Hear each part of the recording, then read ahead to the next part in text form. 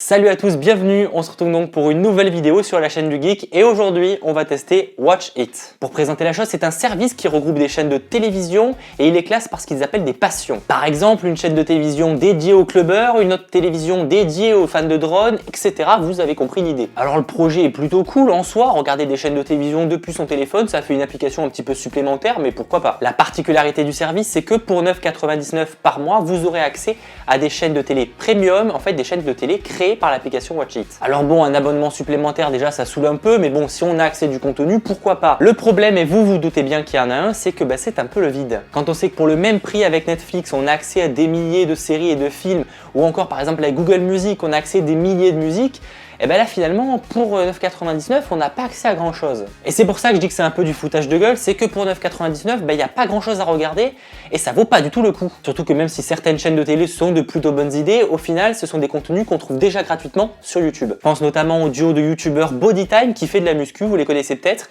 et eux ont le droit à leur propre chaîne sur Watch It, sauf qu'au final on retrouve le même contenu. Autre point négatif, et ça accentue un peu cette idée de retrouver un sous YouTube, c'est que toutes les chaînes ne sont pas vraiment en live. Plus précisément, ce sont des playlists. En gros, vous allez retrouver différentes vidéos qui vont s'enchaîner comme une chaîne de télé, sauf que là vous aurez même la proposition de les zapper. Alors encore une fois, pourquoi pas, c'est une bonne idée, sauf qu'il faut penser quand même que sur YouTube on a le même contenu qui propose aussi la même façon de générer des playlists. Alors ok, il y a de la publicité, mais bon, pour 9,99 € par mois, est-ce que ça vaut le coup ?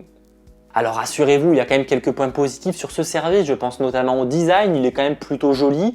Alors on pourrait lui reprocher quand même qu'il manque une barre de recherche, histoire de chercher un peu de contenu, mais bon c'est un détail. De plus le service est encore en version bêta et il est peut-être amené à évoluer. La particularité de Watch It, c'est qu'en plus des versions live de ces chaînes de télé, elle propose aussi les replays, donc en fait exactement le même contenu qu'avant, mais en replay. Si je devais conclure sur ce service Watch It, est-ce que je vous le recommande ? Pas vraiment, le projet est ambitieux et franchement pourquoi pas. Le problème c'est que pour 9,99 €, c'est clairement du foutage de gueule. Pour ce prix, vous aurez accès à un peu moins de 50 chaînes. Alors pour le coup, sur le papier, ça paraît intéressant. Sauf qu'une fois que vous aurez enlevé les chaînes de mauvaise qualité, il n'en reste plus beaucoup. Alors je peux paraître un peu sévère sur un service qui est encore en version bêta, c'est pour ça que je dis quand même que le projet est prometteur, et c'est le cas, je le pense. Mais pour ce prix-là, les mecs, vous déconnez. Et voilà, cette vidéo donc touche à sa fin, j'espère comme d'habitude qu'elle vous aura plu en tout cas. Moi j'étais très content de tester ce produit pour vous, même s'il m'a pas mal déçu, vous l'avez compris. Mais j'ai surtout hâte de voir s'il va évoluer dans l'avenir et pourquoi pas de refaire une vidéo où je serai peut-être plus positif, qui sait. N'oubliez pas donc de laisser un pouce bleu à la vidéo comme d'habitude si vous l'avez aimé, ça me fait plaisir. N'oubliez pas aussi de vous abonner à la chaîne du Geek, vous êtes de plus en plus nombreux et ça c'est vraiment trop cool.